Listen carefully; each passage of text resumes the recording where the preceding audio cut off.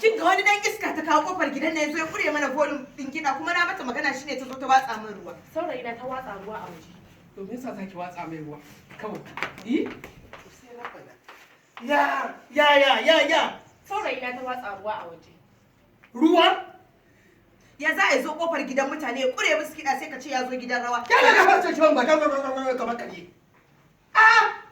Ke me yasa kullum a rayuwarki ga ki yar kankanuwa ji mu shekarunki amma hasala ta mamaye miki cikin zuciyarki akan yar uwarki kake manta uban ku daya kuma ba ki da iko da kofar gidan nan ke kadai ita ma ubanta ne kofar gidan ubanta ne ki dinga iko da kofar gidan mu ba bakin ciki saboda to kinga amma abin da za a yi shikenan tarki kuma kawa a sa kiɗa ko to ke ki je ki kawo wanda zai saka karatu a kofar gidan shine dai da ki ka saurayin kina da shi ma ai ba ki da saurayin ba Allah ne zai bata ke da an yi magana shi ke na saki da ka tsalle ki buɗe mutane muka kirga mutane surutu akan ta ana hasada ne abin hasada idan hasada a nan gurin waye ya damu da rayuwar yarki har abin sauce rayuwar yar taki da wai me wannan ne ya zama ne akwai lasu da wani ba shi yasa ka ji na ki sauraron ka